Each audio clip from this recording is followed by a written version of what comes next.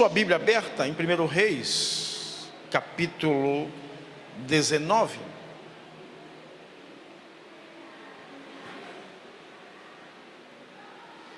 Nós vamos falar hoje sobre as expectativas de Elias. O nosso tema hoje é expectativas irreais que a gente faz de Deus.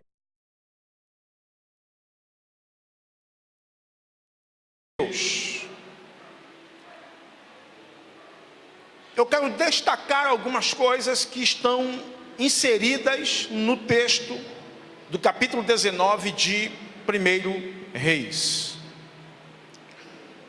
Todos nós sabemos que Elias foi um profeta, ele foi o profeta. Esse homem marcou a história de Israel. Ele chegou a ter vamos aqui usar uma linguagem da juventude, ele teve uma moral tão grande com Deus, que Deus não permitiu que ele experimentasse a morte. Ele foi, como todos nós já conhecemos a história, arrebatado em um carro de fogo. Foi tirado da terra em um carro de fogo. Tamanha a intimidade que este homem alcançou com Deus. A Bíblia fala que essa intimidade era tão grande, que a Bíblia diz que Acabe procurou várias vezes matar Elias, e Elias simplesmente não era encontrado, porque a Bíblia diz que o próprio Deus escondia Elias do rei Acabe.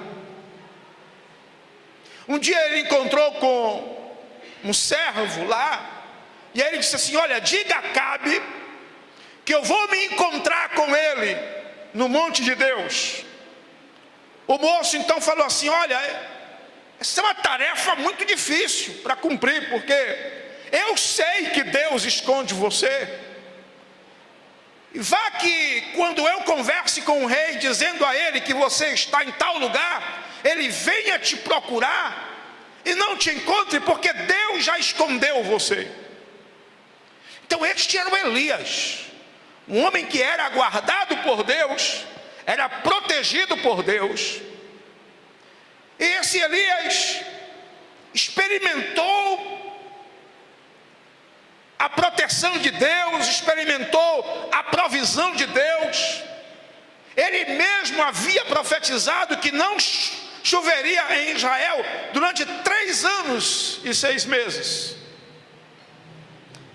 E ele teve a audácia, a autoridade de dizer: não choverá em Israel durante 3 anos, senão segundo a minha palavra.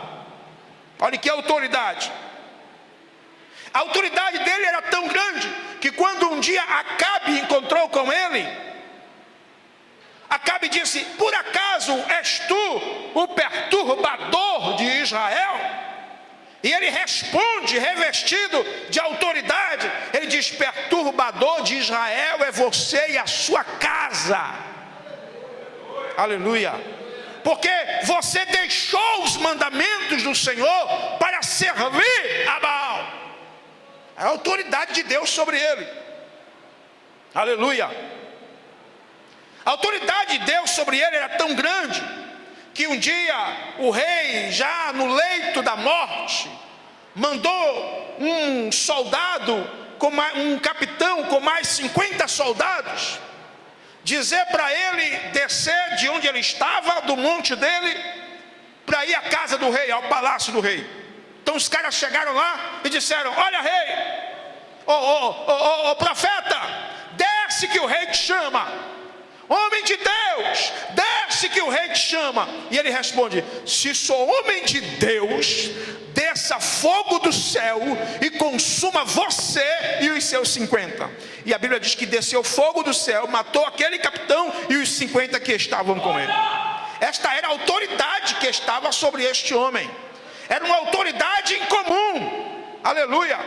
No monte, lá no desafio com os 400 profetas de Baal e os 450 profetas de Azera, ele mostrou não somente autoridade espiritual, como ele debochou dos profetas de Baal e de Azera. Quando os profetas de Baal e de Azera clamavam, a ponto até de rasgar o corpo deles, clamando a Baal, ele começou a zombar, dizer: clame mais. Talvez o seu Deus esteja viajando e não esteja te ouvindo.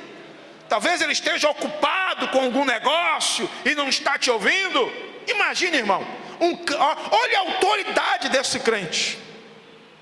Quando os caras se cansaram, ele disse: chega, vocês já deram o espetáculo de vocês. Olhou para o povo e disse assim: chegai-vos a mim, hoje eu vou mostrar a vocês que há Deus em Israel. Aleluia. E ele faz uma oração simples. Ele simplesmente diz assim: Senhor, mostra hoje para este povo que tu és Deus e que eu sou o teu servo, e que conforme a tua palavra fiz todas essas coisas. E o final da história vocês já conhecem. Aleluia. Este homem estava revestido de uma autoridade tão tremenda, que quando ele ressuscitou o filho da viúva, ela disse assim: vejo agora que a palavra de Deus na tua boca é a verdade. Aleluia. Ela queria dizer: você é um homem de Deus mesmo, a palavra de Deus está sobre você mesmo. Aleluia. Quando ele chega na casa dessa mesma viúva, ele disse assim: mulher, prepare uma comida aí para mim, faça um bolo para mim. Ela disse assim: eu não posso fazer, eu estou com os últimos ingredientes. São os últimos ingredientes para fazer um bolo para mim e para meu filho. A gente vai comer e depois a gente vai esperar a morte, porque essa já é a última comida, é a última refeição. Ele disse assim: não, faça primeiro para mim, e assim diz o Senhor: não faltará a farinha na panela e nem o azeite na botija. Aleluia. E a palavra de Deus diz que Deus fez com que o azeite não faltasse na botija, nem a farinha na panela. Durante todo o tempo que houve fome em Israel, Elias e a viúva não passaram fome, porque Deus honrou a palavra do homem de Deus. Aleluia. Elias era este homem, era um profeta incomum, um homem que tinha uma intimidade extraordinária com Deus, que só fazia as coisas debaixo da ordem de Deus. Mas acontece que às vezes, mesmo que sejamos santos, poderosos em nosso ministério, estamos sujeitos a fraquezas. E às vezes as fraquezas, elas andam paralelamente com as nossas virtudes. A gente convive com a nossa coragem e com o nosso medo. A gente convive com a nossa transparência e às vezes com a nossa hipocrisia. E Elias tinha um problema com ele. Às vezes Elias, ele se achava o cara. Você vai perceber que Elias sempre vai dizer: se sou homem de Deus, se não segundo a minha palavra. Ele tinha um pouco dessa coisa.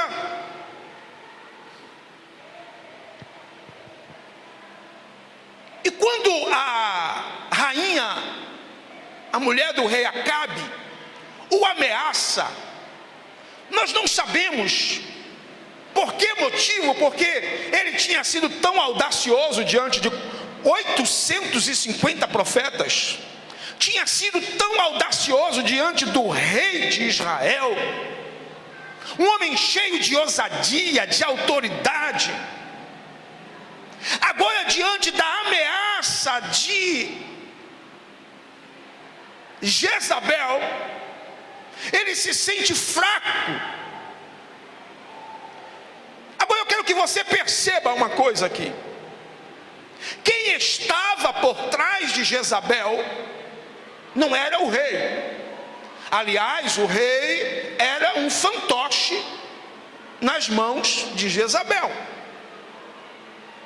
Quem estava por trás de Jezabel eram potestades. Jezabel era a culpada pelo culto a Baal. Acabe trouxe o culto a Baal, e não somente a Baal, mas a outros deuses, por causa de Jezabel. Jezabel, portanto, ela não estava só, ela tinha potestades espirituais com ela. Se você me entende, diga amém. Diante da palavra de Jezabel, por algum motivo, o medo entrou no coração de Acabe, ou melhor, de Elias. A Bíblia diz que ele teve medo, meu irmão, medo. E esse episódio da vida de Elias vai mostrar para a gente a nossa humanidade. Porque às vezes a gente se acha muito poderosos. Não, pastor, se o diabo vier, eu passo por cima dele. Não, porque comigo o diabo não pode, o sangue de Jesus tem poder, porque eu tenho autoridade e tal. E às vezes as mesmas pessoas que fazem tais declarações são as pessoas que deixam brechas abertas em suas vidas. E o diabo, ele gosta justamente desses que se acham os tais, que se acham poderosos, que acham que nunca vai ser derrotado. Ah, porque eu jejuo muito, porque eu oro muito, que confia mais no seu jejum e na sua oração do que no Deus para quem ele jejua e para quem ele ora. Aleluia. Você tem que entender uma coisa, irmão, que o jejum e a oração, não se escandalize que eu vou dizer aqui não. O jejum e a oração se torna nada quando você desconhece para quem você está jejuando e orando. Jejuar e orar, os muçulmanos também fazem. Os espíritas também fazem. Os satanistas também jejuam e oram.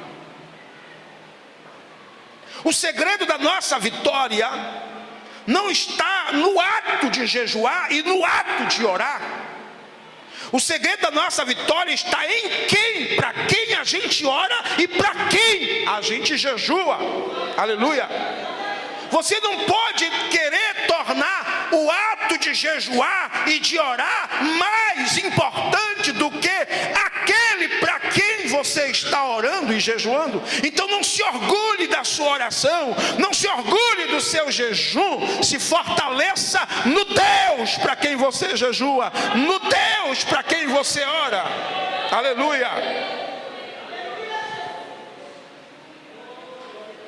Porque se a gente não fizer assim, a gente deixa brechas abertas para Satanás. De maneira misteriosa, a Bíblia não declara, mas a Bíblia diz que ele sentiu medo, ele temeu a ordem de Jezabel. Mas eu quero trabalhar hoje com vocês sobre as expectativas de Elias. E eu quero ver com vocês a oração que ele faz a Deus. Abre a sua Bíblia, 1 Reis, capítulo 19, versículo de número 4. Diz assim a palavra de Deus: e ele se foi ao deserto, caminho de um dia, e veio e se assentou debaixo de um zimbro, e pediu em seu ânimo a morte, e disse: já basta, ó Senhor, toma agora a minha vida, pois não sou melhor do que meus pais. Agora, quem foi que disse que ele era melhor do que os pais? Aqui está. Elias se achava o suprassumo. Tira a minha vida, Senhor. Tira a minha vida, Senhor, porque eu não sou melhor do que meus pais. Eu não sou melhor do que meus pais. Você está me entendendo, meu irmão? Quem disse a ele que ele era melhor do que os pais? Numa outra oração, ele disse assim: mataram os teus profetas, e ficou somente eu. Elias achava que ele era o último biscoito do pacote. E está um problema aqui. Você vai perceber que Deus em nenhum momento tenta responder às indagações ou às perturbações de Elias. Em nenhum momento. Então Elias começou, em primeiro lugar, a achar que ele era de relevante importância. Se você observar bem, no final, quando ele insiste tanto que não quer ficar na obra, Deus diz assim: muito bem, então você vai se levantar e vai ungir Eliseu como profeta em teu lugar. E aqui está uma lição para mim, Raimundo, está uma lição para você. Deus disse assim: não, meu filho, vai não, é você que eu quero. Se não for você, não vai dar certo. Não, deixa assim: vai ungir Eliseu como profeta em teu lugar. Você não quer? Eu tenho os meus. Aleluia, glória a Deus. Você não quer? Eu vou levantar outro. Ah, Senhor, mataram os teus profetas e eu fiquei sozinho. Disse: epa! Ainda tem 7.000 homens que não dobraram os seus joelhos a Baal. Você não é o único fiel, aleluia. Você não é o cara, Elias. Ainda tem gente fiel, tem servos meus, aleluia. Tem homens de Deus, aleluia, que estão de pé ainda em minha presença.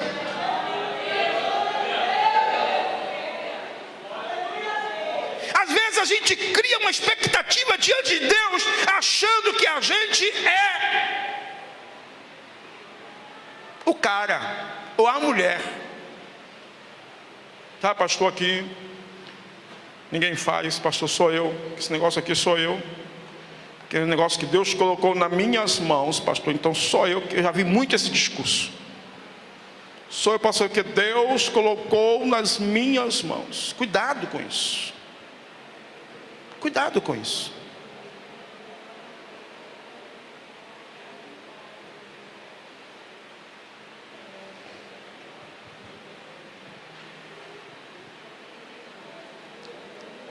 A Bíblia diz que Judas tomou o caminho que tomou. Deus colocou alguém no lugar dele? Colocou ou não colocou? Colocou ou não colocou? Ok, colocou. Saul se achava o cara ungido por Deus.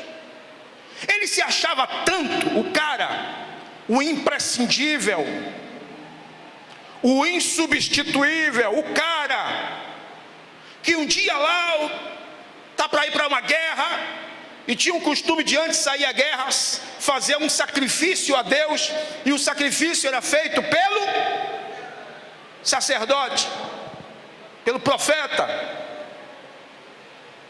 Aí Samuel se atrasa para o sacrifício.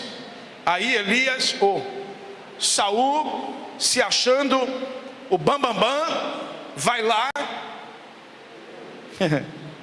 e sacrifica. Vai fazer Aí Samuel chega: rapaz, o que aconteceu? É com você esse negócio? É você? Deus escolheu você para fazer o sacrifício? Ah, mas por que você se atrasou e tal? Meu querido, melhor coisa é obedecer do que sacrificar. Não se ache o tal, não. Em outro momento, aí ele foi à guerra. Aí a ordem de Deus é: mata todo mundo, não traz nada de lá, nada desse lugar. Aí um dia Samuel chega, depois da guerra, e ouve: rapaz, que barulho de boi e vaca é esse que eu estou ouvindo aí? Ah, porque lá tinha umas vacas lá boas, né, para tal, o despojo e tal. E ainda por cima, eu preservei a vida do rei para a gente fazer uma aliança, mas a ordem de Deus não foi exterminar com tudo. Pois bem, porque você desobedeceu a Deus, o teu reino vai passar de você para o teu próximo. Sabe o que é que Deus quer dizer para a gente? Não se ache, como eu já te falei aqui antes, o último biscoito do pacote, meu irmão. Não pense que sem você a coisa não vai acontecer. Aleluia. Ele é Senhor, Ele é Deus. Ele levanta quem Ele quer, Ele usa quem Ele quer. Aleluia, glória a Deus. Esse Deus trabalha na história, no tempo, meu irmão. Deixa eu dar um exemplo para você aqui disso. A Bíblia diz que Ana queria ter um filho, sim ou não? Ok. Ela foi pedir a Deus um filho varão, e Deus deu? Deu. Aí foi que Ana fez? Deu o menino para quem? Para Deus. Aí o menino foi servir aonde? No templo. Agora, por que aquele menino foi servir no templo? Olha só. Porque o eterno Deus, aquele que conhece a minha vida, a sua vida, que conhece o seu passado, o seu presente, o seu futuro, aleluia, ele já sabia que lá na frente ele teria que tomar o sacerdócio da mão de Eli para passar para Samuel. Aleluia. Que coisa linda de Deus. Aí Deus vai fazer assim, numa bela noite, um menino, uma criança, não sei a idade, não lembro, 8 anos, talvez 10 anos. O menino está dormindo no templo, e aí ouve a voz de Deus. O menino era tão inexperiente que nem soube distinguir a voz do Senhor. Mas aí Deus dá ao menino uma revelação profunda, uma coisa que o próprio Deus já tinha conversado com o próprio Eli. Disse assim: diga a Eli que eu vou exterminar o sacerdócio da casa dele, porque eu já chamei a atenção dele. Eu disse a ele que ele deveria punir os filhos dele pelos pecados que tem cometido, e ele não puniu os seus filhos. Eu me irei e eu vou exterminar a descendência dele, de maneira que não ficará raiz para sacerdote na minha casa. O O menino vai e conta essa história para Eli, não é? Aí um dia, Ofni e Finéias, os menininhos de Eli, cheio de gosto, que Eli não chamava atenção. Aliás, Eli tinha até chamado a atenção deles uma vez, mas não os disciplinou, não os corrigiu. É um exemplo até para a gente aqui, que somos pais. Chegou um dia que os menininhos morreram na guerra. Quando a notícia chegou para Eli estava sentado na porta do templo do Senhor, sentado em uma cadeira, caiu de costa quando a notícia, quebrou o pescoço e morreu. Quem foi que assumiu o lugar de Eli? Samuel. E Samuel foi o único homem no Antigo Testamento que assumiu 3 ofícios. Ele foi juiz, profeta e sacerdote.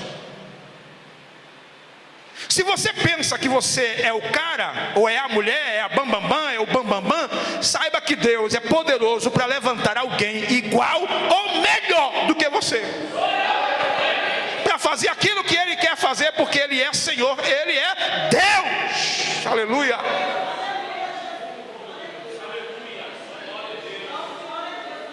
Aleluia. A outra coisa sobre essa expectativa de Elias é que Elias disse assim: Senhor, tira a minha vida, porque mataram os teus profetas, derrubaram os teus altares, eu não aguento mais. Como se Deus tivesse em algum momento prometido a ele que sempre daria a vitória a ele. É como alguns crentes de hoje. Tem muitos crentes assim. Olha, quando ele matou os profetas de Baal e de Azera, ele não disse nada a Deus.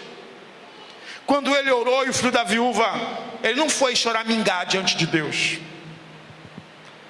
Mas agora que a vida dele estava ameaçada, ele achava um absurdo aquilo. Ele disse: eu não quero mais, tire a minha vida, porque mataram os teus profetas, derrubaram os teus altares. Ele queria dizer: isso é inadmissível, Deus.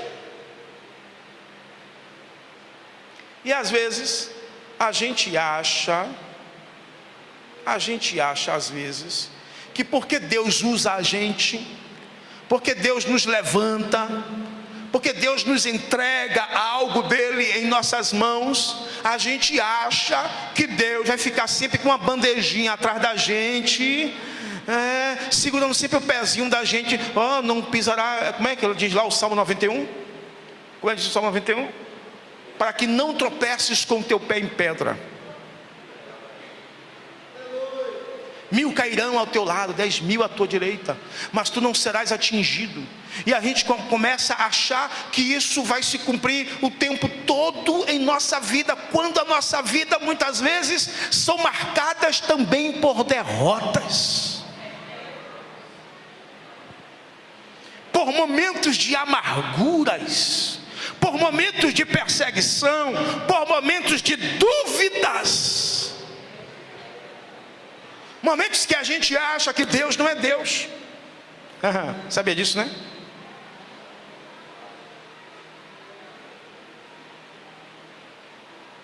E Elias tinha essa ideia em sua mente. A oração de Elias é uma oração de alguém que está inconformado por passar aquela situação. Agora sabe por quê? Porque Elias, ele tinha uma ideia equivocada de Deus. Ok, vamos lá para a Bíblia. Deixe sua Bíblia aberta, meu irmão, no capítulo 19.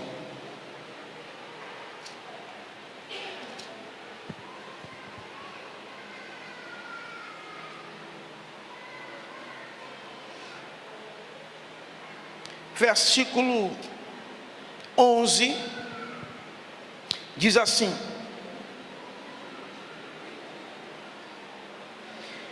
e ele lhe disse: sai para fora e põe-te neste monte perante a face do Senhor.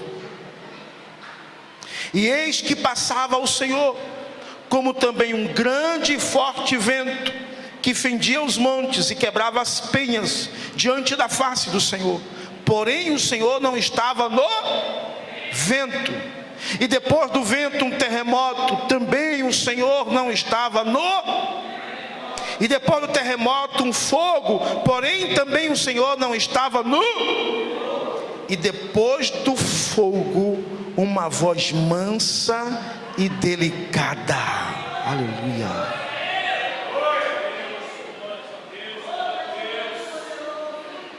Deus queria mostrar para Elias que nem sempre ele opera da forma que a gente acha que ele deve operar, no fogo, no vento, no terremoto, no barulho. Aleluia. Às vezes Deus age da forma mais improvável. Aleluia. Às vezes ele está no silêncio. Aleluia.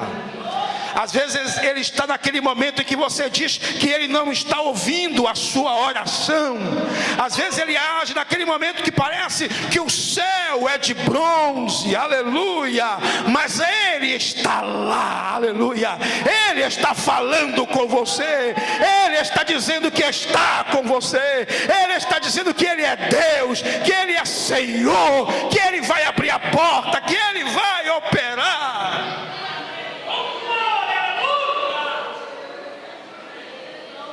Aleluia. Glória a Deus. Glória a Deus. Antes de Deus se revelar para Elias dessa forma, Deus diz: sai para fora e põe-te neste monte.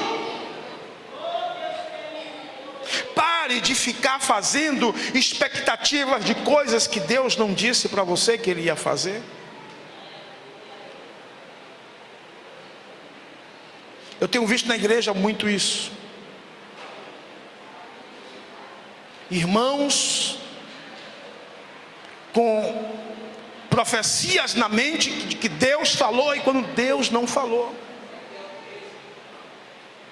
Quer ver uma coisinha muito errada que anda muito em nosso meio? Quem tem promessa de Deus não morre não.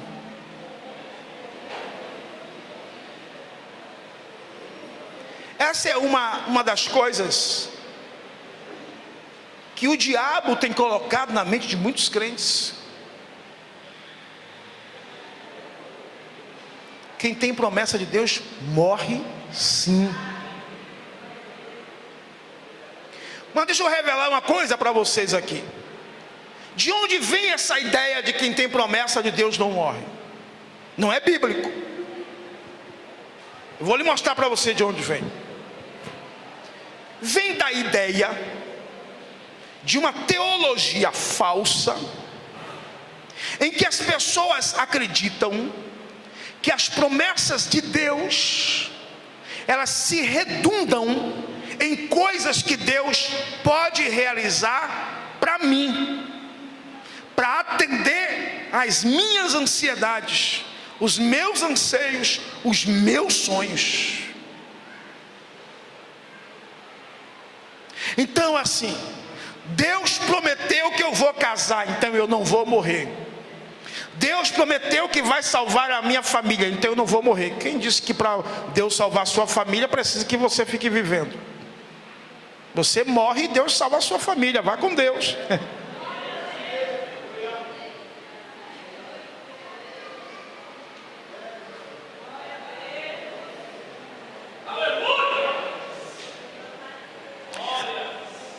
Quer ver? Venha comigo para o livro de aos Hebreus, uma passagem que vocês já devem estar sabendo qual é. Aos Hebreus,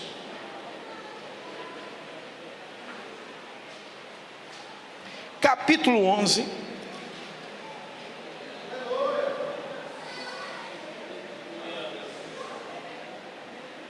versículo 32 em diante. Hebreus 11, 32 em diante. diz assim: e que mais direi? Faltar-me-ia o tempo contando de Gideão e de Baraque, e de Sansão e de Jefté, e de Davi, e de Samuel e dos profetas. Preste bem atenção, viu? Os quais, pela fé, venceram reinos, praticaram a justiça, alcançaram promessas, fecharam as bocas dos leões, apagaram a força do fogo, escaparam do fio da espada, da fraqueza tiraram forças, na batalha se esforçaram, puseram em fugida os exércitos dos estranhos. As mulheres receberam pela ressurreição os seus mortos, uns foram torturados. Todo mundo que tinha promessa aqui, viu? Todo mundo aqui tinha promessa. Uns foram torturados, não aceitando o seu livramento, para alcançarem uma melhor ressurreição. E outros experimentaram escárnios e açoites, e até cadeias e prisões. Foram apedrejados, cerrados, tentados, mortos a fio de espada. Andaram vestidos de peles de ovelhas e de cabras, desamparados, aflitos e maltratados. Homens dos quais o mundo não era digno, errantes pelos desertos e montes, e pelas covas e cavernas da terra. Olhe, presta bem atenção, meu irmão. E todos estes, tendo tido testemunho pela fé, não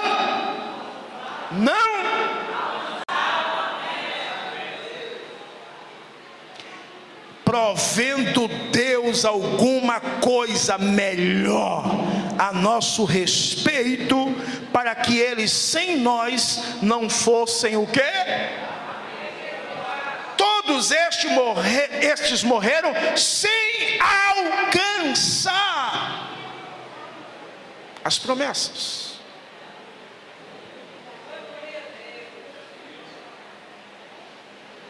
Porque as maiores promessas que Deus tem para você não dizem respeito aos seus anseios e aos seus sonhos.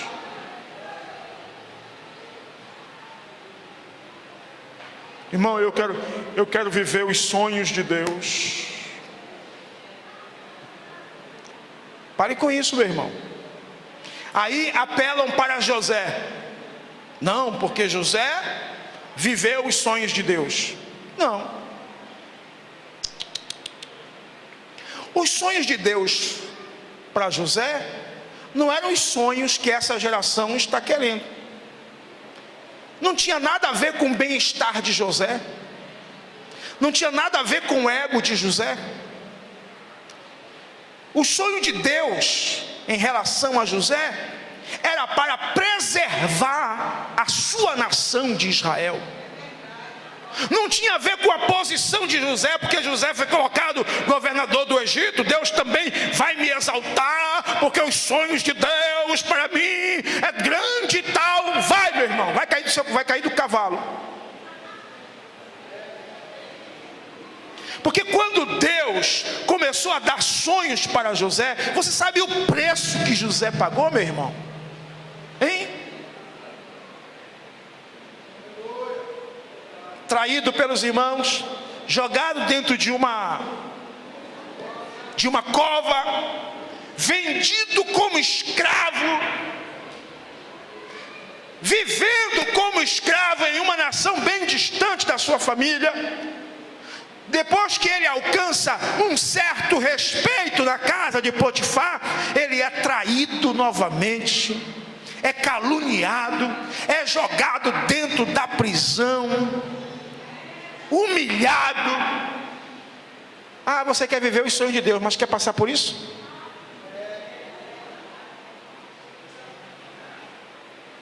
E Deus não fez isso com José porque Deus queria dar um status a José. Não, José, você foi muito humilhado, José. Agora eu vou te exaltar para os seus irmãos saberem que você, quem passou na prova não te ajudou, agora quando te ver na bênção vai se arrepender. Não, não é nada disso não.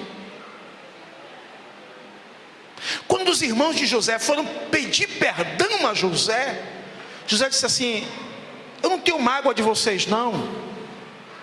Pare com isso. Não foram vocês que me enviaram para cá não. Aleluia. glória a Deus. Quem me colocou aqui foi Deus. Isto era um plano de Deus, isso era projeto de Deus para preservar vocês e a nossa família, a nossa casa. Isso não tem nada a ver com um plano pessoal para a minha pessoa, não. É porque Deus tem um plano maior para preservar o seu povo, preservar a sua nação. O propósito de Deus, na verdade, era preservar a nação de onde sairia o Messias, o Filho de Deus.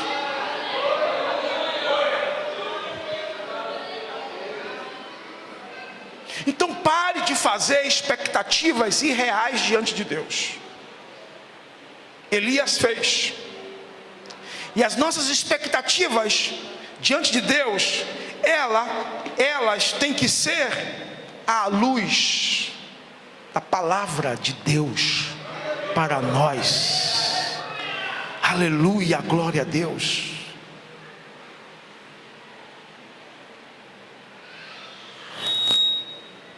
Se você me entende, diga amém. Deixa eu falar uma coisa para você, meu irmão. Vou finalizar com isso aqui. Presta bem atenção. Eu hoje, com todas as dificuldades que eu tenho na minha vida, eu hoje vivo um tempo na minha vida que foi profetizado quando eu ainda tinha 15 anos de idade. Eu nunca me esqueço que eu cheguei um dia, com 15 anos, o primeiro círculo de oração que eu fui em Periperi, era a oração do amor.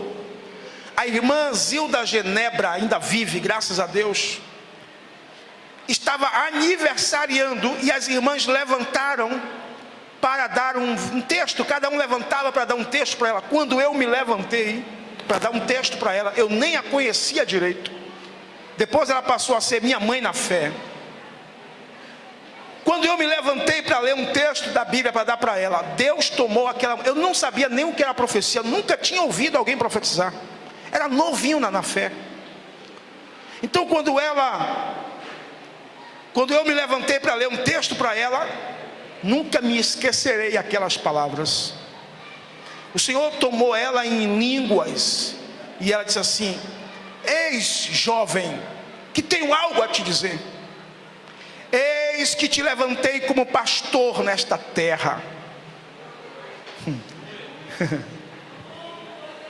Irmão, a minha cabeça de adolescente de 15 anos, que não conhecia nada de evangelho, não entendeu nada. Não havia possibilidade.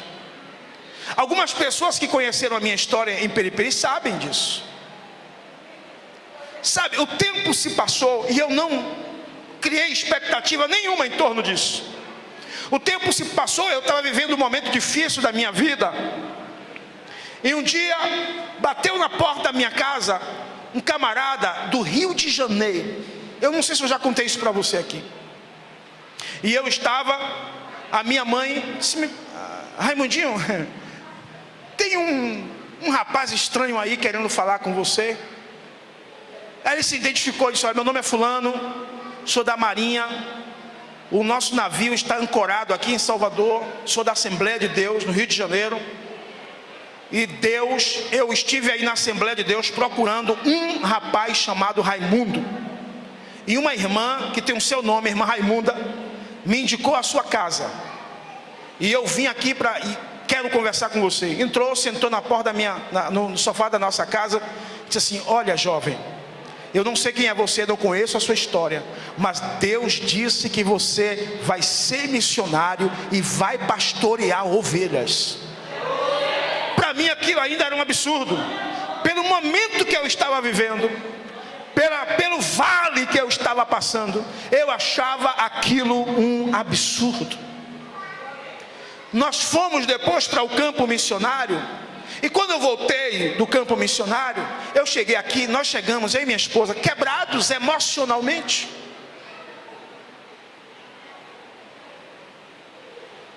Quebrados. o que nos levantou, porque a gente passou por um período dificílimo em Mundo Novo, depois um outro período mais do que difícil em Goiás, e a gente chegou aqui quebrado emocionalmente. O que nos levantou foi o fato da igreja nos dar a responsabilidade de pastorear a igreja de Alto da Terezinha. Então eu não tinha possibilidade nenhuma de ser de estar fazendo o que eu estou fazendo hoje, de estar dirigindo a Secretaria de Missões da Igreja de Salvador, de estar aqui no setor 32. Mas sabe por que Deus faz isso? Porque eu comecei, as minhas expectativas foram fundamentadas aqui na palavra de Deus. Aleluia, glória a Deus. Eu nunca fiz expectativas irreais, achando que Deus era obrigado a fazer em meu favor. Eu sempre reconheci que Ele é um Deus de graça e de misericórdia, e que Ele faz quando Ele quer, na hora que Ele quer, usando quem Ele quer, para a glória e honra do seu santo nome. Aleluia, glória a Deus. Eu não sou o cara, você também não é. O cara é Deus, quem faz é Deus, quem pode é Deus, quem realiza é Deus, quem abre a porta é Deus, quem fecha a porta é Deus, quem te levanta é Deus. Deus é Deus, é Deus, é Deus. Aleluia.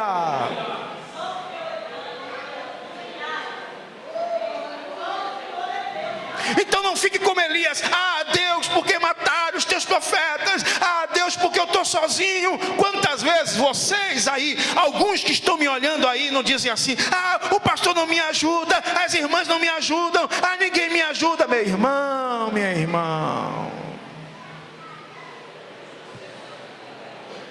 pare com isso, meu irmão. Diante desse chororô de Elias, Deus disse a ele apenas: sai para fora. Aleluia. Agora Deus também disse a ele: você não quer? Tudo bem, coloque Eliseu no seu lugar. Aleluia. Você não quer, mas eu tenho os meus para fazer aquilo que eu quero, porque Deus não depende de nós.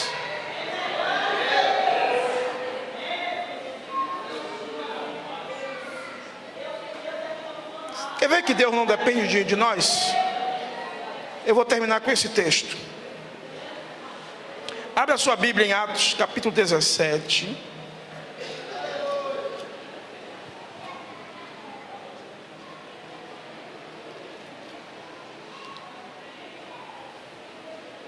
Versículo 24 e 25. Atos 17, 24 e 25.